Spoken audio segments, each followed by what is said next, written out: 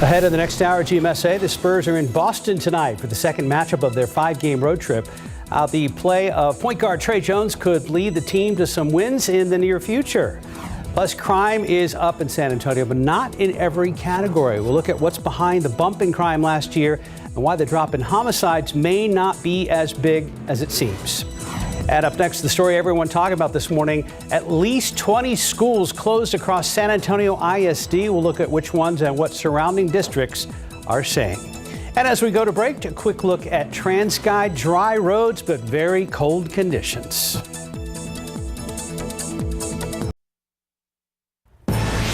Let's look out there with live cam this morning. We're starting at a very cold 19 degrees. Definitely bundle up if you have to head out early in the morning hours, and hoping to see some sun today as well.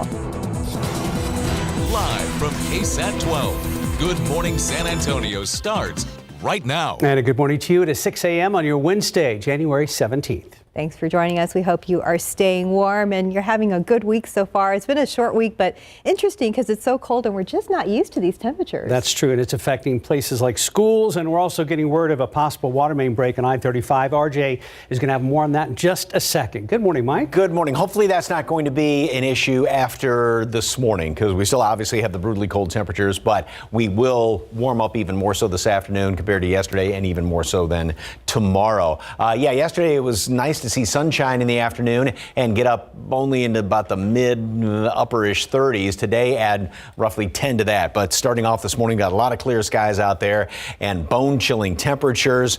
12 at Boerne, 19 at the airport, 17 Port SA, 11 now in Comfort. We don't have as much of a wind out there, maybe a puff of a breeze, but we don't have the wind chills to deal with like we had yesterday. Still, obviously, you want to bundle up. So we are going to be warming up very quickly, though, since we don't have this wind as well, and we will still, though, drop down a couple of more degrees before it's all said and done. Now, the wind chill advisory, despite the fact there's not much out there, was issued a couple of days ago. That was left in effect because if there is a hint of a breeze that pops up, that's going to make it feel a whole lot colder, obviously, and then the hard freeze warning remains in effect through 10 o'clock this morning, and those will be allowed to expire. Mountain cedar, mold, both on the low side. Updated count comes out later on this morning. Going to be dropping down a couple of more notches before it's all said and done here in town, and then warm up nicely. We'll already be above freezing by late morning, 36 at noon, top off at 45 later on today. That's only 4 above the normal low temperature, but again, a lot better than yesterday. Chance to warm up. You know, hopefully you can turn off the dripping water. And we do have another hard freeze coming in here to start off the weekend. We'll talk about that. We'll talk about some rain chances as well. Those two things are not going to be meeting up, by the way. Just want to point that out. Some decent rain chances. We'll get all the details on that in just a couple of minutes. Traffic Authority, RJ, you said you're seeing maybe a water main break out there? Yeah, Mike. So just got off the phone with TransGuide within the past 5 minutes or so, and this is what they're telling me right now is that there is a reported water main break there on the east side, kind of 35 north headed into Loop 410. So we do see some traffic getting through here, but you also kind of see this, what looks like a pool of water there. So again, just kind of getting information. I mean, literally minutes before we started our 6 o'clock hour, it looks like we do have emergency vehicles out here. And obviously the big concern here with this being one of our major highways is that this water will freeze over and cause some major issues there on the roadways right now. So again, I'll get on the phone with TransGuide here in just a bit and try and get a little bit more information as far as shutdowns. But again, 35 north at Loop 410, a reported water main break there on that part of the highway. So I want to let you know about a couple other things, not causing any major delays at the moment, but still just want to let you know about a couple of other incidents. Westbound I-10 Fredericksburg Road. So I adjusted this earlier. I thought this was closer to 410 and I-10. This is actually a little bit closer up Fredericksburg Road and I-10 westbound there lanes and the further northwest side. One other thing to let you know about southbound 35 at Ritterman Road. We've been following this stalled vehicle there, but again, not causing any major delays. This is the biggest thing that we're following at the moment. Again, 35 northbound at Loop 410, reported water main break. We do see emergency vehicles out there right now. Try and get a little bit more information for you guys throughout the rest of our hour here. Mark and Stephanie, back to you guys. All right, keep us posted, RJ. We know you will. Well, just into our newsroom minutes ago, 2 more SAISD schools will be closed today. They include Travis Early College High School and Young Women's Leadership Academy Secondary. That brings the total of SAISD campuses closed to 22. We're told they are closed due to heating repairs. We have more of the schools closed posted on your screen, and the full list is posted on our website at ksat.com. The district itself will be open. That means campus administration, custodian staff, and child nutrition services still report curbside meals for students will be available from noon to 1 p.m. Now, this is in response to several complaints about bitter cold classroom conditions from parents and students. Some students at Madison Elementary told us what they thought about the cold coming back from the holiday weekend. School today? Good. It was good, but very cold inside. Is it colder outside or inside? Inside. It was colder inside? Yes. SAISD's letter to parents. In the SAISD letter to parents, the superintendent said, in part, quote, "I regret that our preparations did not meet expectations. We'll work around the clock to address these issues, and we will be open on Wednesday, but not for students. We will continue to monitor the situation," end quote. We've also learned in the last few minutes that 3 school districts, including Comfort, Luling, and Goliad ISDs, will be doing a delayed start this morning. We believe these are all related to power or heating issues. You can find the full list on ksat.com, and we'll continue to keep track of any closures or delays that might come in. Well, SAISD is not the only school district reporting problems while adjusting to the extreme cold lately. Parents across the KSAT 12 viewing area said there were also issues at their kids' schools. So one was Oak Creek Elementary at Comal ISD. Parents said that school had heating issues. So we went to the district, and it said the following, in part, quote, "The district's maintenance team has been working throughout the day and have found that the issue was related to a faulty control panel," end quote. That's right. East Central ISD got back to us saying, quote, "We have received recent concerns about temperature in some areas of ECHS and the district. Our facilities team has investigated and confirmed that all systems are operating normally," end quote.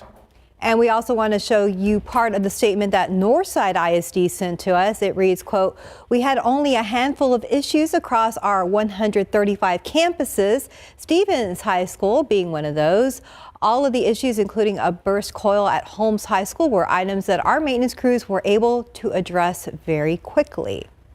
So right now, those 3 school districts we spoke about all say they plan to be open today, but we're keeping an eye on any changes. To stay up to date, scan the QR code on your screen right now or head on over anytime to ksat.com. And there are new allegations against former San Antonio Fire Chief Charles Hood, this time from the Firefighters Union. Just 2 weeks after Hood retired amid allegations of making vulgar comments, the union's president tells Patty Santos there are more concerns about Hood's administration. Apathetic leadership. That's how Joe Jones describes former Fire Chief Charles Hood's time leading the San Antonio Fire Department. I've been on the job for almost 26 years now, and this is the lowest I've ever seen morale. Jones, the president of the San Antonio Professional Firefighters Association, says that led to what he calls a, quote, "management mafia culture" inside SAFD. Targeting, bullying, retaliating against members for various reasons. Jones claims it's been happening for years. Some complaints come from exit interviews of firefighters who no longer fear losing their pensions. How many complaints did you get? Numerous. Yes. 10, 6, 20? It's going to be higher than that. 30? Keep going. It's bad. Jones says members feared speaking out against the administration because it would jeopardize their careers and reputation. We have allegations from members that they have been surveilled, they have been followed. They place specific officers at their homes. It's surreal. What are the bad actors trying to prevent? Good question. I think they're trying to prevent outcry. Accused of hazing cadets and threatening co-workers. Jones has his own history with Hood. He was demoted from assistant fire chief in 2017 after being accused of intimidation and hazing cadets. Now, as the union's leader, Jones says he has met with city leadership and believes they're looking at changes. Patty Santos, KSAT 12 News. The city says they are not currently investigating the culture at the San Antonio Fire Department and that its investigation into Hood is now closed. We also asked the city spokesperson about the so-called mafia management at the fire department. We are still waiting to hear back. KSAT also reached out to Charles Hood about the allegations, but have not heard back either. Happening today, the trial begins for a former SAPD officer, Oscar Cruz Jr. is charged with deadly conduct firearm. He was arrested last February following an incident where he fired 2 shots towards minors who were reported for pulling vehicle door handles.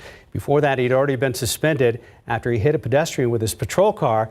If found guilty, he faces 2 to 10 years in prison. Right now, 6:09, 18 degrees. After the break, crime is up in San Antonio, but not in every category. A look at what's behind the bump in crime last year and why the drop in homicides may not be as big as they seem. Outside with live cam, the big story this morning is, well, 18 degrees as we take a look at San Antonio International Airport. Welcome back at 6:13. So crime is up in San Antonio, but not for every kind of crime. Fortunately, as this chart behind us shows, homicides are one area that's down year over year. However, these numbers are still higher than they have been in the recent past. Garrett Berger dives into the 2023 crime stats from the San Antonio Police Department. Between 2022 and 2023, crime overall in San Antonio went up 2%, driven by one crime in particular. Car theft jumped by more than half, with more than 19,000 vehicles stolen in all. Various Kia and Hyundai models made up 4 out of every 10 cars boosted. What's driving that was that TikTok video that came out instructing people on how to steal the Kia. Police Chief William McManus says cars are stolen for a variety of reasons, often to be used in other crimes. I can't tell you the number of times that we've gotten a plate number, have run it to find out that it's stolen. To the chief, the good news is that violent crime is down compared to the year before. Murders are down, certain assaults are down. Homicides in particular plummeted from 231 down to 165, the department says. But how much is that really? The spike in 2022 was driven largely by a single mass casualty event in which 53 migrants being smuggled in a stifling hot trailer died. And though 2023's tally is much lower, historical data from the FBI shows it's still among the most deadly years since the mid-90s. I've always said that homicides are, a lot of it has to do with risky behavior. Of the known factors for last year's homicides, arguments topped the list, but family and intimate partners were second. But for many homicides, the cause was unknown. McManus says they could close more violent crimes if more witnesses would share what they know. Trying to eliminate as much as we can the fear of talking with the police, of working with the police, of reporting to the police things that are happening in their neighborhoods. That's the challenge. Garrett Berger, KSAT 12 News. It's now 6:15, 18 degrees. Let's go ahead and check in with RJ about some of the problems that we have on our roadways. All right, guys, got some updated information on this reported water main break on the near northeast side. So got a little bit more of where this is exactly. So what you're looking at here, this is 35 and 410. So we do have 35 northbound traffic moving through. The water main break has reported on the frontage road at 35 north. So what they're doing right now is they have completely blocked off the entrance ramp to 35. So right now, again, this is the frontage road that you're looking at right there. We have emergency vehicles out there. I'm sure that SAWS has been notified and that SAWS will be out there pretty soon. We're seeing more emergency vehicles gather in this area. But again, water main break on the frontage road of 35 north headed into 35, the main lanes. That entrance has been blocked off there at 35 and 410. So kind of give you an idea of what we're looking at here in terms of traffic. Obviously, traffic is still moving through 35, the main lane. So we're good there. It's just the frontage road there that this water main break has kind of shut down that area for the moment. A couple of other things we'll let you know about real quick here. Westbound I-10 Fredericksburg Road, we do have a stalled vehicle. That one's been out there for a little while. Hopefully we can get that cleared out here in just a bit. And then 90 eastbound at 36th Street there on the west side, we have a stalled vehicle being reported there in the west side of town. So again, biggest thing we're looking at here, 35 northbound there, the frontage road, we had a water main break. And obviously the biggest concern here is that with the freezing weather that this water can obviously cause some major icy conditions and traffic troubles out there for some of our drivers. And this is what we were hoping we wouldn't see yesterday, and here we are just 24 hours later. And we've got exactly. A problem. Absolutely. Well, it's funny, I was driving into work this morning, and I don't know if a sprinkler had popped on or a sprinkler line had broken, and I was like, wow, and it looked like there was a glaze of ice, just, 50 yards on the street, but it was like, can be dangerous. So you definitely have to watch out for that. Warm up the car as well. Warm up the bus. Bundle up. We don't have the wind chill to deal with, but just brutally cold temperatures down in the teens most everywhere, low teens in parts of the hill country. Again, light wind, so that's one benefit. And then after school today, we are going to make it up into the 30s and then warm up from there up into the 40s by later on this afternoon. So it is going to be much warmer than where we were even yesterday, obviously, because we barely made it above freezing yesterday, and then even warmer tomorrow. So here's what looks like once again out there. This beautiful. I love this picture with all the ice there, and a lot of folks have been sending in some of these shots of leaving the sprinklers on. Pretty cool looking, though. I kind of like that. Thank you very much for the KSAT Connect picture. All right, we've got clear skies out there. Gorgeous start this morning. And humidity, obviously, is bone dry. You can kind of feel how dry it is on your skin. And that's going to be the situation the next couple of days. And then notice how it tries to come up a little bit tomorrow. Actually, when the humidity comes in here somewhat overnight, that's going to lead to a little bit of fog tomorrow morning. Then it drops back down over the weekend. And then look at that, all of a sudden shoots up on Monday. And that's when our rain chances come on in here by late Sunday, Monday. So here's long-range computer model.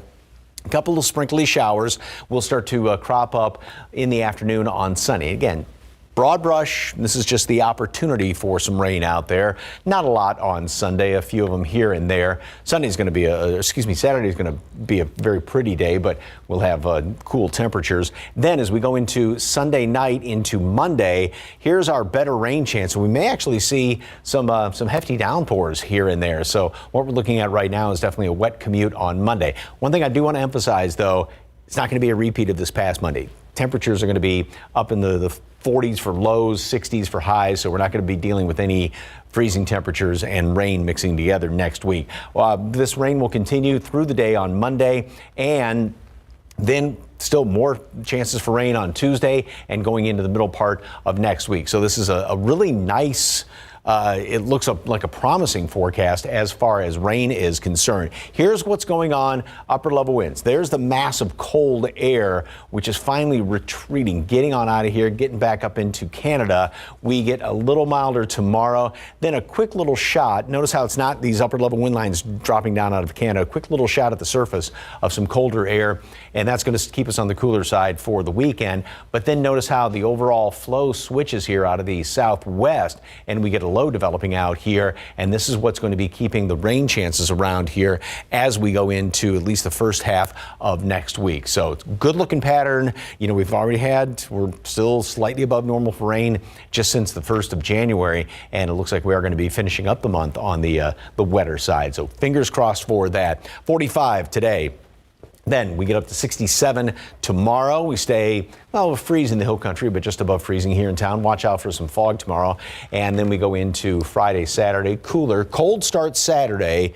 And Sunday morning is going to be freezing in the hill country. Then late in the afternoon, we get those few showers to move on in here. And the better rain chance Monday, Tuesday. So like I said, encouraging forecast for the rain chances next week. Let's keep the cold air away next week. When it happens. Yeah, I mean, it's going to be about normal temperatures next week, so 60s and 40s. That'll be a relief. Thank you, Mike. 621, 19 degrees. Up next, a suspected Gilgo Beach serial killer has been charged with the murder of a fourth victim. That's next in your GMA First Look. I have type 2 diabetes, but I manage it well. It's a little pill with a big story to tell.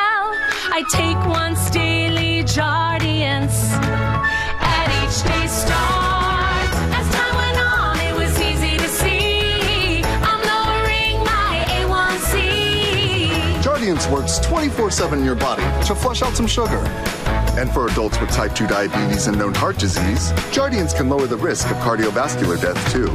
Jardiance may cause serious side effects, including ketoacidosis that may be fatal, dehydration that can lead to a sudden worsening of kidney function, and genital yeast or urinary tract infections. A rare life-threatening bacterial infection in the skin of the perineum could occur. Stop taking Jardiance and call your doctor right away if you have symptoms of this infection, ketoacidosis, or an allergic reaction, and don't take it if you're on dialysis. Taking Jardiance with sulfonylurea or insulin may cause low blood sugar. Jardiance is really swell, the little pill with the big story to tell. In this morning's GMA First Look, new details on the case against accused Gilgo Beach serial killer suspect Rex Heuermann. We look forward to proving them in court. Now charged with the murder of a fourth victim, Maureen Brainard Barnes, her daughter sharing her story for the first time. I'm here to speak for my mom, Maureen. I was only 7 years old when my mother was murdered. Her loss drastically changed the trajectory of my life. A new filing showing the lengths investigators went to collect the new evidence that led to this additional charge. We earlier reported on mitochondrial DNA evidence at 3 of those hairs. We now have nuclear DNA results for all 5 of the hairs, so I'll go through it. And coming up at 7 a.m., George Stephanopoulos goes one-on-one with the Suffolk County District Attorney in a live interview. With your GMA First Look, I'm Stephanie Ramos, ABC News, New York. In your morning consumer headlines, Samsung is just hours away from unveiling its latest line of smartphones. The Galaxy S24 series is expected to be loaded with AI-powered features. It's rumored to have a flatter display and a titanium frame like the iPhone 15 Pro. It's being billed as, quote, a new era of mobile. Bluetooth support has arrived for Google Maps. A feature available on Android will allow drivers to navigate through satellite dead zones, including tunnels. But it's not entirely new to Google. The company's Waze app has supported Bluetooth for at least 3 years. SoulCycle and Google are teaming up to help with your fitness goals. Just wear a Fitbit or Pixel watch to SoulCycle classes next week, and you get 2 classes free. One for you and one for a friend. The free class can be used the following week. Yeah, neat for January. People try to keep their resolutions, I guess. Should we sign up? Of course. Okay. Let's see. Time now, 6:26 and 19 degrees for now. Outside with TransGuide, our big issue is a water main break on I-35 on the northeast side, and it's causing some backups. RJ will have an update. Outside with live cam, we can tell you right now we're down to about 18, 19 degrees here in San Antonio. If you're new to town, yes, this is unusually cold for here in South Central Texas. Good morning. It is Wednesday, January 17th. If you're visiting, you're probably like, what's going on? San Antonio's supposed to be warm. Yeah, we'll make it up to you later, we promise. Yes. Mike Osterhage is here. Well, it is going to be warmer tomorrow. We'll be back up in the mid to upper 60s tomorrow. We can handle 60s. Then we get another cold front moving on through here. So but don't not as put your cold. No, not down in the teens. And the best thing is, it's going to be pretty cold Saturday morning, but no more moisture, cold mixed together at all like we had on Monday. All right, we are waiting for the sun to come up. Not seeing any glow yet of the sunrise. Still going to be about an hour before it decides to pop over the horizon. 19 officially out there at the airport, and with clear skies, dew points at 10. So we've got a big difference here. Relatively dry air, no wind. That means we are going to continue to drop down at least another couple of degrees here and there before the sun comes up and starts warming us. And takes a little bit when you got these colder temperatures. 12 at Bernie, same thing, Comfort right now. 13 Rio Medina, 18 over there at Randolph, and 16 is the current temperature in New Braunfels. And again, hardly any breeze. I mean, maybe a hint of wind here and there, so perhaps a bit of a wind chill, but we do still have that wind chill advisory in effect. Again, dry air in place right now. That's going to change slightly going into tomorrow. Wind chill advisory, which was issued a couple of days ago, is in effect until 10 o'clock this morning, as is the hard freeze warning in effect up until 10 o'clock this morning. Mountain Cedar and Mold are both on the low side. And what we've got going on, frigid start, sunny, mid 40s. No heat wave, but warmer than yesterday's mid to upper 30s. And then tomorrow, with that little extra moisture coming back in here, we're probably going to see some patchy fog, especially off to the east. And then we'll make it up into the mid 60s. The next front moves on through here. So we are going to stay only in the 40s on Friday. Another hard freeze Saturday morning. So we're looking at mid upper 20s here in town on Saturday morning. And then we get into Sunday.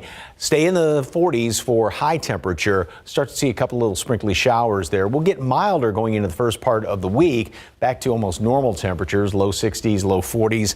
And we have those rain chances, pretty good rain chances for a good chunk of next week. Details coming up in just a couple of minutes. Traffic Authority, RJ, still got some problems out there? Yeah, Mike, we're looking at the northeast side right now. Been reporting over the past 15 minutes or so about a water main break that TransGuide let me know about, and we got our shot here from our TransGuide traffic cameras. So what you're looking at here, I'll kind of step out of the way. You are seeing traffic still get through 35 northbound and 410. That's basically the split right here, but this is the frontage road right now, and you now see a lot of headlights there, so it is now bumper-to-bumper traffic if you are heading on the frontage road of I-35 north, headed into the main lanes of I-35. So what we're hearing right now is that a water main has broken in this area. You see kind of a pool of water here. Obviously, it's still kind of dark outside, so trying to assess a little bit more information.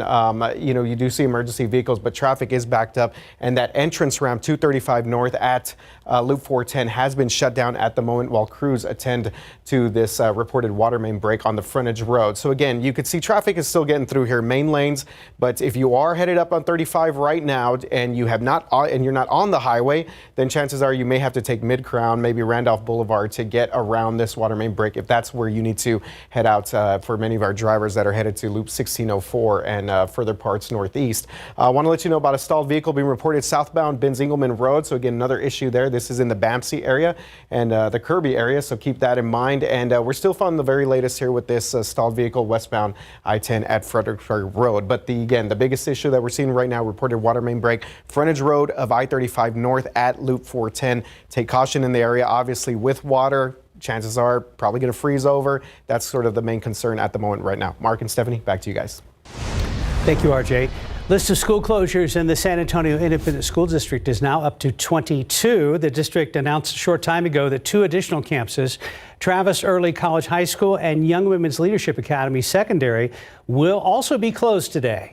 All of these are due to repairs. Our Katrina Weber is live outside one of those schools. That's Ogden Elementary. And Katrina, you mentioned earlier the district is still making food available to students.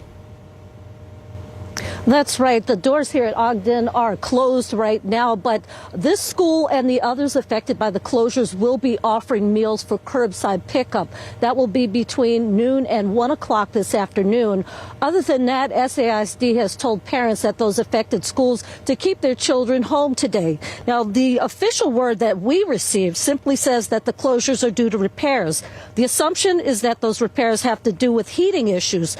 Yesterday, we heard from parents and students all across this school district complaining about how uncomfortable the classrooms were. And based on what they told our John Paul Barajas, it seems the buildings were no shelters from the cold weather. Is it colder outside or inside? Inside. It was colder inside? Yes. They should let us know. I mean, I would have just let them stay home if I knew it was that cold. SAISD did let parents know late last night that those 20 schools would be closed, but then again, just within the last half hour, they did raise that number to 22 schools now closed. And you can view the full list of school closures in the San Antonio Independent School District on our website, ksat.com. Reporting live on the west side, Katrina Weber, KSAT 12 News. SAIC is not the only school district reporting problems while adjusting to the bitter cold. Parents across the KSAT 12 viewing area said there were also issues at their kids' school. So one was Oak Creek Elementary at Comal ISD. Parents said that school had heating issues. We went to that district and it said the following in part, quote, the district's maintenance team has been working throughout the day and have found that the issue was related to a faulty control panel, end quote. There were some others. East Central ISD got back to us saying, quote, we received recent concerns about temperature in some areas of ECHS and the district. Our facilities team has investigated, confirmed that all systems are operating normally, end quote. We also want to show you that part of the statement that Northside ISD sent out to us. It reads, quote, we had only a handful of issues across our 135 campuses, Stevens High School being one of those. All of the issues, including a burst coil at Holmes High School, were items that our maintenance crews were able to address very quickly, end quote. Right now, those 3 districts all say they plan to be open today. We're keeping an eye on any changes and stay up to date. Grab your phone, use your camera, and scan the QR code on your screen or head on over to ksat.com.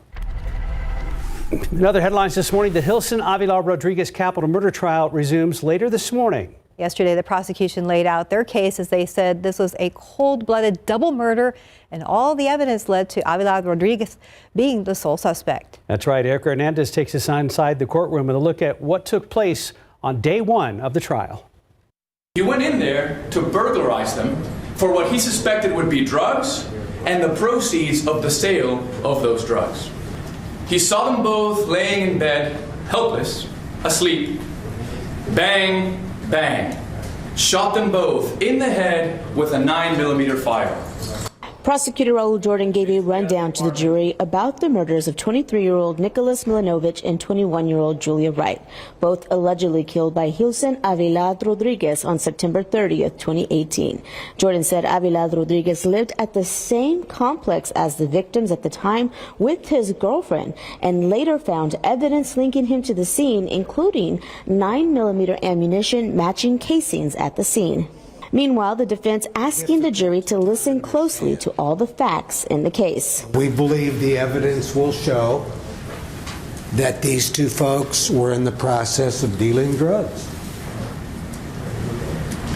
and that someone who is also in that business wanted to silence them, wanted them to maybe shut down their operation. The first responding officers to the scenes the first to take the stand, saying when they arrived, they found Wright outside in a pool of blood and Milanovich inside his apartment.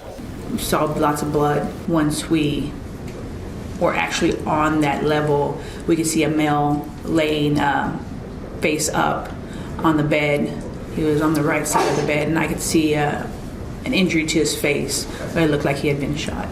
The last witness to take the stand was Avila Rodriguez's girlfriend, who said she wasn't aware he had a gun, but then recalled her having a conversation to remove the gun from their apartment.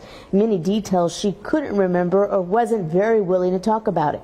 She did say she was still in contact with Avila Rodriguez and even talked to him recently. Didn't talk about the case? No, we try to keep it personal. I mean, he knows I still love him, but we just can't be together. This is a non-death capital murder case, which means that Avila Rodriguez is only facing life without parole if he is found guilty. Now, testimony will continue later this morning around 9:30. You can watch it live on KSAT.com, KSAT Plus, and KSAT's YouTube channel. Erica Hernandez, KSAT 12 News. 640, 18 degrees. Just ahead, Restaurant Week is underway here in the Alamo City. The impact it's having on the community and how you can get involved. 643, raise your hand if you would eat pizza for breakfast. I already do. Everybody in the room? I packed some today. Nice. Okay, Yeah. perfect. Well, Restaurant Week is an event people all across the city keep on their calendars, and hopefully the frigid weather isn't stopping anyone from enjoying it so far. KSAT 12 producer Haley Powers spoke with the team in charge of the event and tells us how it helps our city grow. Restaurant Week is really born out of this amazing opportunity to uplift restaurants. Culinaria has offered that special attention 12 years now, hosting 2 Restaurant Weeks a year. Dedicated to show San Antonio off as a premier food destination, the nonprofit partners with 100 local restaurants to put together 3-course prix-fixe meals for brunch, lunch, and dinner. It is the perfect opportunity to go out and try new restaurants or some of your favorites and without breaking the bank. President and CEO of Culinaria, Suzanne Toronto Etheridge, says they specifically host Restaurant Weeks in January as many people are coming off the holidays and aren't going out to eat as much. We want to keep those local guys in business and, really thriving in our community. They're so important to us. They really contribute to the confluence of culture that's found and interwoven into San Antonio's food. That food culture highlighted again in August for the second Restaurant Week. Organizers picked August when the oppressive heat is keeping people inside or summer breaks have people traveling before school. I think the great thing about winter and summer is that it's completely different flavor profiles. Restaurant Weeks began January 15th and will run until the 27th. The 3-course prix-fixe menus range from $25 to $55. No sign-up is required, but reservations to any of the restaurants participating are recommended. Haley Powers, KSAT 12 News. It's game day. Our Spurs are on the road tonight, taking on the Celtics in Boston. Point guard Tre Jones drew his first start of the season last Thursday against the Bucks, and the team has improved. Since Jones joined the starting lineup, the Spurs' offensive rating ranks 16th in the NBA and 7th in the defensive rating. San Antonio was near the bottom of the league in those stats. Now, as far as wins go, San Antonio has only won 2 games in that 6-game stretch, but played well against the Bucks, Cavs, and against the Atlanta Hawks on Monday. So looking ahead tonight, to try to bounce back against the NBA's best, the Boston Celtics at TD Garden. Tip-off is set for 6:30. And go Spurs, go. For sure. Time now, 6:46. Let's get a check of the roads with RJ Marcus. Yeah, guys, pizza, frozen pizza. That's one of my favorite things to eat in the morning. So, frozen pizza, not frozen. Cold pizza. Oh, I was like, okay. I got freezing stuff. It's going to be frozen. Your pizza may have been frozen this week. Yeah, RJ. That's especially true. if you left it in the car. All right, guys, what we hope is not going to freeze over here anytime soon is this water main break that we're looking ahead here at 35 northbound, the frontage road at Loop 410. So we see here that we have shut down the entrance ramp to 35 north. So the main lanes here are moving through here. So we're looking at 35 north and 410 right here off to the right hand of your screen. But you see here the frontage road again has been shut down because of a water main break being reported. So last check with TransGuide, they said that SAWS is on the scene. You kind of see that pool of water there in the distance, and so definitely something our drivers are having to deal with right now. So a lot of things going on the northeast side right now, including again this water main break on the I-35 frontage road there. Taking a look here at 35 south at Ben Ziegelman Road, have a stalled vehicle there, and then another stalled vehicle here at Loop 410 eastbound at Starcrest. So good luck to all of our drivers on the northeast side. There is a lot of activity taking place there right now. Oh, my goodness. I thought you were, like frozen Snickers, something like that. Maybe you had something going there. So. Good catch. Have you ever tried reheating pizza in a skillet instead of in the microwave or something, or in the oven? You get a nice little crispy crust, and it warms up so it doesn't get that, kind of just bleh from the microwave sometimes. Oven's definitely better than the microwave, but Yeah. I mean, if you have the time. My new thing is to throw it in the air fryer for a little bit. Oh, well, yeah. Kind of same that thing, works so. too. Huh?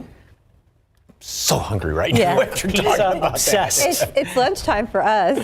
We've been talking about everything that iced over. It's kind of beautiful out there. And look at that delicate little dandelion and just frozen solid. Very cool looking picture. Thank you very much for the KSAT Connect picture. I hope you've been dripping your faucets, and by then later on, late morning, noon, you can finally turn them off because we are going to stay above freezing. We're not going to have a hard freeze. It will get down to the mid-20s on Saturday morning, so maybe again late Friday night, but after this stretch, like I said, you can turn off the faucets from dripping. A couple of clouds out there right now, a few high wispy clouds, but a gorgeous sunrise. Not much of a breeze, but where there is, like at Hondo, 7 miles per hour, nothing like what we had yesterday, but that puts the wind chill down to 4. 11 Converse, no wind to speak of here in town, just down to 19 degrees. It feels like 10 right now up the road in Bulverde. So still just bone-chilling cold. We will drop down a couple of more degrees before we start the warming process. We're going to warm up pretty quickly this morning, already above freezing by late morning, 36 at noon, and then we top off today at 45 degrees. Now it's going to cool off pretty quickly again tonight, but we will start to see a little bit more humidity come back in here. So we're not going to get as cold tomorrow morning.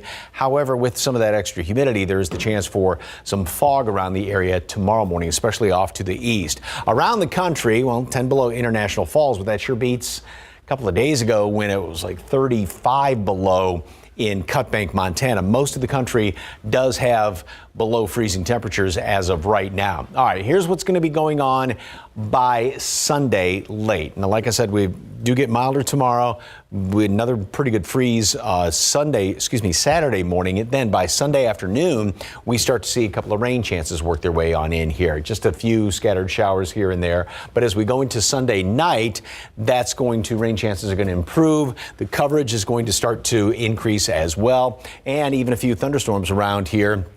And what's looking like right now, pretty wet commute on Monday morning, and then that will all kind of work its way off to the east. But we will have another shot at some rain coming on in here then by Tuesday and the middle portion of next week. So it's a very encouraging forecast as far as rain is concerned for next week. Also, we're not going to have freezing temperatures with the rain. We get up to 45 today, stay at 35 here in town tomorrow. Now, still a light freeze in the hill country. Same thing on Friday, but notice the difference with that front moving on through here. 26 by Saturday morning, so maybe a faucet drip or two here late Friday night, early Saturday morning. We stay in the 40s over the weekend, so it is going to be a chilly weekend. And then the rain chances work their way on in here Sunday, and we'll stay in the 60s Monday, Tuesday, and better rain chances for the first half of next week. So that's encouraging with the rain. Bring it on next week. The sun is encouraging. Yes. The sun was great yesterday, even though we were in the 30s. It's like, looks good. Nope, need a jacket still. Still inside. Yeah, mid-40s today. All right, thank you, Mike. 6:51, 18 degrees. Let's look out there with that 18 degrees. Yeah, very, very cold still. Be aware of that. Oh, but beautiful sunrise to look at. There you go. Look at that shot, Mark. Wow.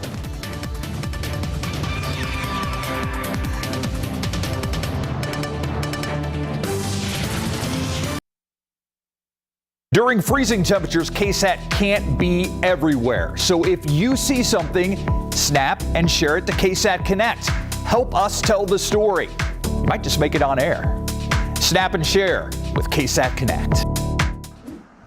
All right, guys, one last check of TransGuide traffic cameras. And the biggest thing we're following, water main break on the northeast side, 35 north, the frontage road. You can now see that we have bumper-to-bumper traffic out here. The frontage road, 235 north, the main lanes has been shut down at Loop 410 because of the water main break. We do have SAWS crews at the scene right now. I want to show you one more quick look here and see if we could, well, there's that stalled vehicle in Benzingelman. And this is the backup that we're seeing now on the frontage road there, 35 at Walsham. So this camera a little bit further south. So this is causing some significant delays out there. If you're headed out, just keep in mind you will not be able to get onto 35 north from where it intersects with 410 because of a water main break. Again, SAWS crews are out there on the frontage road taking care of this. Hopefully they take care of it soon. Again, not the main lanes. That's just the frontage road. Yes. Wow. Okay. Thank you, sir. Beautiful start this morning. Gorgeous sunrise. A couple of wispy clouds out there. It is definitely cold. 19 at the airport and 18 over there at Randolph. A little bit of a breeze in places, so you might get that cold air kind of sneaking down the back of your neck, but not much of a breeze. 36 at noon, 44 high temperature today. So we are going to finally get it back up into the 40s. It's been a while since we've seen 40s. And then tomorrow, 67, a little bit of fog to start off. Another front comes through here. So we're going to stay in the 40s through the weekend. Hard freeze Saturday morning. Then late Sunday, later on Sunday, start to see a couple of showers around here and encouraging rain chances next week. I didn't think I'd be so excited to see 40s. I know. Great news. Thank you, guys. Have a great day.